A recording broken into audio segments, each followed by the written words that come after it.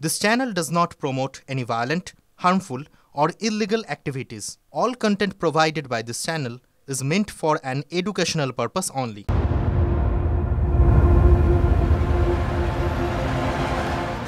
দেখুন, স্বাস্থ্যে threat culture এরকম অভিযোগ প্রায়শই উঠে আসছে। বিগত বেশ কয়েকদিন ধরে আমরা দেখিয়েছি স্বাস্থ্যে থ্রেট কালচার নিয়ে প্রকাশ্যে এবার মুখ খুললেন সাগর দত্ত মেডিকেল কলেজের অধ্যক্ষ পার্থ প্রতিম প্রধান। টোকাটুকি থেকে তোলাবাজি নৈরাজ্য সাগর দত্তে। দিনে দুবার ব্যবহার করো স্টপেজ ক্রিম আর নিজেকে রাখো evergreen Keya Seth aromatherapy stoppage cream আর খুঁজে পাও নতুন আমিকে। বাধা দিলে জুটত বদলির হুমকি। বিরূপাক্ষ বাহিনীর দাপটে ত্রস্ত বিভাগীয় প্রধান রাও। ডিএমই স্বাস্থ্য ভবনের শীর্ষ কর্তাকে জানিয়েও কোনো লাভ হয়নি অভিযোগ করছেন সাগর দত্ত মেডিকেল কলেজের অধ্যক্ষ। থ্রেট কালচার, আপনার অভিজ্ঞতাটা কি, কেন এটা তৈরি হলো এবং এটা কবে থেকে তৈরি হলো? মানে এইখানে যা পরিস্থিতি আমি এসে ফেস করেছি সেটা একদম অকল্পনীয়। আমি কোনোদিন আমার শিক্ষক জীবনে দীর্ঘ 30 বছরের যে শিক্ষক জীবন কোনোদিন এই ধরনের অভিজ্ঞতার আমি সম্মুখীন হইনি।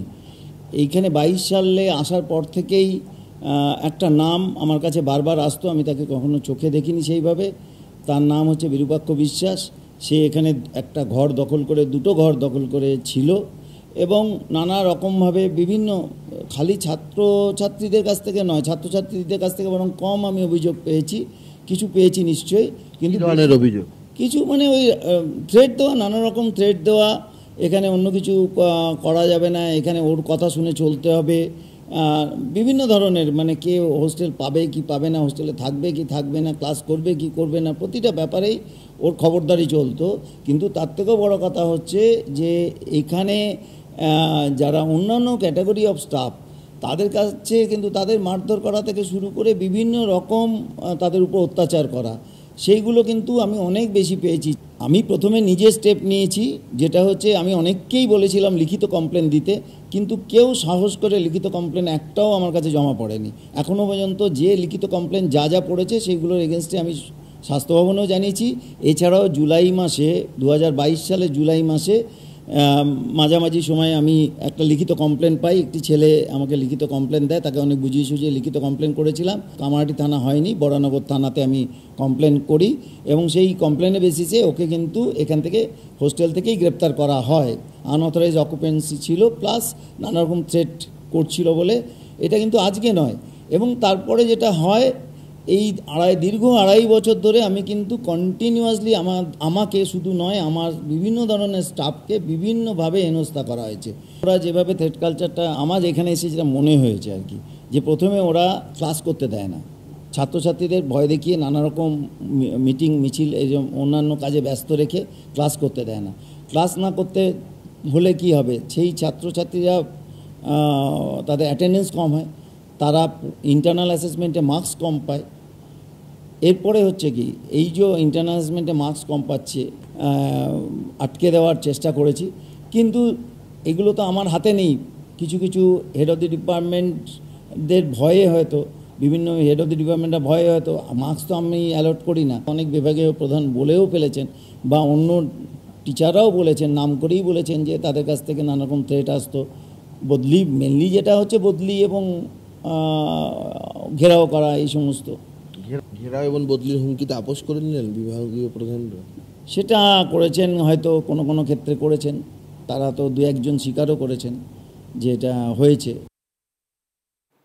সৌরভ দত্ত আমাদের সঙ্গে রয়েছেন, আমাদের সহকর্মী। সৌরভ, মোটামুটি দাবি থেকে এটা পরিষ্কার স্বাস্থ্য ভবন পুরোটাই জানতো, স্বাস্থ্য ভবনের কানে গেছিল, ব্যবস্থাটা কি হয়েছিল?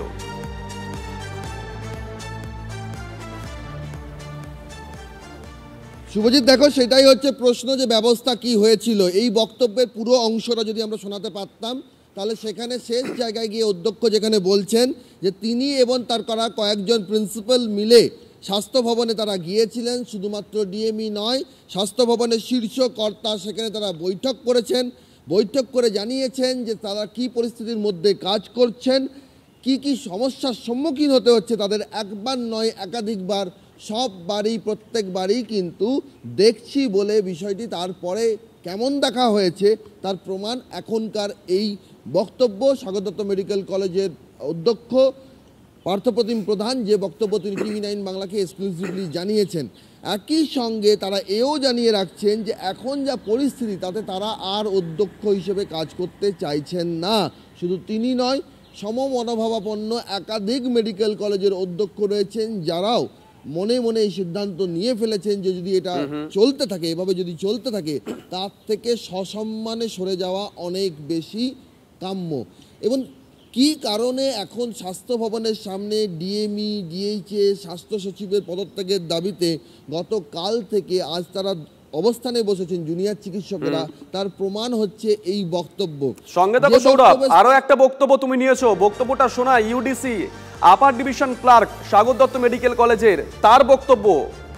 টুকলিতে কাদের ধরতে হবে, ভালো করে শুনবেন, টুকলি করলে কাদেরকে ধরতে হবে আর কাদেরকে ধরা যাবে না সেটাও নাকি ঠিক করে দিত বিরূপাক্ষ বিশ্বাস এবং তার বাহিনী, এমনটাই অভিযোগ। শুনুন। কলেজের ডিন বা প্রিন্সিপালের ইনস্ট্রাকশনে তাদের সেখানে গার্ড দেওয়ার ব্যাপার থাকে, তা সেক্ষেত্রে অনেক বাধার সম্মুখীন হতে হয়। আমাদের এই করিডোরেই আমাদের এখানে সিসি ক্যামেরা রয়েছে, তার ফুটেজও প্রিন্সিপাল স্যারের কাছে আছে এবং তারা রীতিমতো আমাদেরকে এখান থেকে যেহেতু কারো চোতা তোলা হয়েছে এই রীতিমতো থ্রেট দিয়েছে কেন চোতা তোলা হয়েছে এবং ডিসিশনটা ওরা করে দেবে কার চোতা তুলবো কার চোতা তুলবো না, মানে ওর পছন্দের লোকের চোতা তোলা যাবে না এরকম ব্যাপার আর কি। মানে এই যে বিরূপাক্ষ যে বাহিনী তাদের যে দল এখানেও যারা রয়েছে। কবের ঘটনা এটা মাস 3 আগস্টের 9 তারিখের ঘটনা। প্রত্যেকে তো মেধাবী ছাত্র, তারা আজকে যারা রেজাল্ট যখন তারা এবছরে অ্যাডমিশন হচ্ছে, রেজাল্ট যখন দেখি তারা প্রত্যেকেই ভালো স্টুডেন্ট, কিন্তু এখানে এসে ইউনিয়ন করতে হবে, ইউনিয়ন কালচার ঢুকে গেল, পড়াশোনা করবে না, ক্লাস করবে না, পরীক্ষার সময় চোতা তো করতে দিতেই হবে। এবার এই চোতা করতে দিতে হবে এর পেছনে এবার আমি তুই ক্লাস করবি না তার বিনিময়ে তোকে চোতা করিয়ে পাস করিয়ে দেবো, তার বিনিময়ে পয়সার লেনদেন হয় কিনা সেটা তো আমরা বলতে পারবো না। এবং অফিসের পারমিশন, প্রিন্সিপাল স্যারের পারমিশনে বা অফিসের ডিন ম্যাডামের পারমিশনে আমি তো গেছিলাম, আমাদের অফিস স্টাফরা সবাই গেছিলো। যাওয়ার পরে আমি টুকলিটা ধরার পরে আমাকে নিচে, পরীক্ষা যখন শেষ হয়ে যায় আমাকে নিচে এসে আমাকে লিফটের মধ্যে ধাক্কাধাক্কি করে, ধাক্কাধাক্কি করার পর আমার জামা ফামা ছিঁড়ে যায়। আমি অফিসকে বলা হয়েছে, আমি অফিসে বলি, অফিস তারপর বললো ঠিক আছে আমরা দেখছি, কিন্তু আমরা ভয়ের সম্মুখীন হয়ে কেন আমাদের তাহলে ওই ব্যাপারটা চাকরির ব্যাপারটা আছে যে আমরা চাকরি চলে গেলে আমরা কী করবো এ করবো, তাই জন্য আমরা কাউ কিছু বলি না। টুকলি ধরতে গিয়ে মার খেলাম, কারা মারলো? বাইরের ছেলে, আমি বুঝতে পারলাম না ছেলেগুলোকে, আমি চিনতে পারি ছেলেগুলো লিফটের মধ্যে ধাক্কাধাক্কি করছিলো, আমাকে ঘুষি কাঁথা চালানোর পর আমি তো রীতিমতো উপরে লিফটটা, একটা ছেলে এসে আমাকে ছিল হসপিটাল বিল্ডিংয়ে, সে আমাকে নিয়ে উপরে উঠে যায়, উপরে উঠে স্যারের সামনে নিয়ে আসলাম, জামা ফামা সব ছেঁড়া। তখন কে প্রিন্সিপাল ছিল? তখন স্যার ছিলেন ডক্টর শৈবাল মুখার্জি স্যার। সৌরভ দত্ত আমাদের সঙ্গে রয়েছেন, আমাদের সহকর্মী। সৌরভ, কেউ বা কারোর বাহিনী যদি বলে দেয় টুকলি করলে কাদেরকে ধরা যাবে কাদেরকে ধরা যাবে না, বেগতিক হলে মারধর করতো, তাহলে তারা কোথায় কোথায় নিয়ন্ত্রণ করার চেষ্টা করত বা ছড়ি ঘোরাতো মোটামুটি অনুমেয়। সৌরভ। শুভজিৎ, বৃহস্পতিবার নবান্নে বৈঠক রয়েছে রাজ্যের সবকটি মেডিকেল কলেজের প্রিন্সিপালের সঙ্গে, বৈঠক রয়েছে মেডিকেল কলেজগুলির সিনিয়র ফ্যাকাল্টির সঙ্গে, বৈঠক রয়েছে প্রশাসনের শীর্ষ কর্তার। বৈঠক কী কারণে রয়েছে? বৈঠক রয়েছে তার কারণ থ্রেট কালচারে উত্তাল রাজ্যের সবকটা মেডিকেল কলেজ। বৈঠক রয়েছে তার কারণ ক্লার্ক থেকে অধ্যক্ষ সকলেই বলছেন যে এমন একটা স্বাস্থ্যের মেডিকেল কলেজগুলোতে শিক্ষার পরিবেশ তৈরি হয়েছে যে যেখানে নৈরাজ্যই হচ্ছে শেষ কথা। যে পরিবেশে যারা মেধাবী ছাত্রী রয়েছেন, চিকিৎসক পড়ুয়ারা রয়েছেন, তারা মেধার ভিত্তিতে পরীক্ষা দিয়েও অনার্স পান না, যারা সারা বছর পড়াশোনা করেন না, অ্যাটেন্ডেন্স দেন না, ক্লাসে থাকেন না, তারাই কিন্তু অনার্স পেয়ে যাচ্ছেন। তারা একটা ছেড়ে চারটে বিষয় অনার্স পেয়ে যাচ্ছেন। আর তাদেরকে দেখা যাচ্ছে পরীক্ষার হলে তারা মোবাইল খুলে চ্যাট জিপিটি খুলে টুকছেন রীতিমতো, বলতে পারবেন না কেউ। বললে আপার ডিভিশন ক্লার্ককে বলে দেওয়া হবে কাদের ধরতে হবে আর কাদের ধরতে হবে না। ডক্টর সুবর্ণ গোস্বামীর সঙ্গে টেলিফোনে আমরা যোগাযোগ করেছি। ডক্টর গোস্বামী, শুভজিৎ রয়েছি। এই বিগত কয়েকদিন ধরে আমরা যে খবর তুলে ধরছি, আমাদের সহকর্মী সৌরভ দত্ত যে খবরগুলো তুলে ধরছে, তারপরে বোধহয় প্রশ্ন একটাই ওঠে যে থ্রেট কালচার কোথায় ছিল না, মানে কোন অংশটাকে থ্রেট কালচারের বাদ দিত ডক্টর গোস্বামী?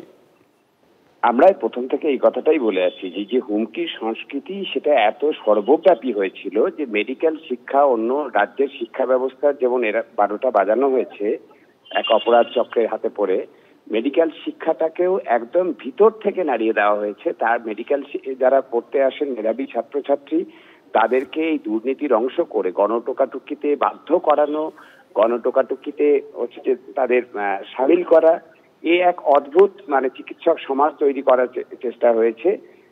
আগামী দিনে যাদের স্বাস্থ্যের যাদের মরণ বছর নির্ভর করবে যাদের হাতে, আগামী দিনের ভবিষ্যৎ প্রজন্মের চিকিৎসক তৈরি হচ্ছে, সেখানে এই গণটোকাটুকি যাদের হচ্ছে মারফত হচ্ছে তারা হচ্ছে বিরূপাক্ষ বিশ্বাস এই অভিজ্ঞে এদের হাত ধরে, এবং এদের হাত ধরে বেশ কিছু শিক্ষক তারা হচ্ছে ভয়ে ভীত হয়ে বা ভালোবেসে জানি না কারা হচ্ছে যে এদের সঙ্গে তাল মিলিয়েছেন। মেডিকেল শিক্ষা ব্যবস্থাটাকে একদম চূড়ান্ত পর্যায়ে মেডিকেল শিক্ষা ব্যবস্থার অন্তর্জলি যাত্রার ব্যবস্থা করেছে এই সিন্ডিকেট রাজত্ব, এবং এদেরকে আড়াল করছে সরাসরি নবান্ন। এখন দেখা যাচ্ছে শুধুমাত্র স্বাস্থ্য ভবন নয়, নবান্নের যা ভূমিকা দেখছি তাতে হচ্ছে যে তারা আড়াল করছেন সামগ্রিকভাবে সারা রাজ্যের মানুষের ক্ষতি। এটা মানুষের চিকিৎসা হচ্ছে ভার এদের হাতে আসবে, এইটা ভাবলেই আতঙ্কিত হচ্ছেন মানুষ। ধন্যবাদ ডক্টর গোস্বামী।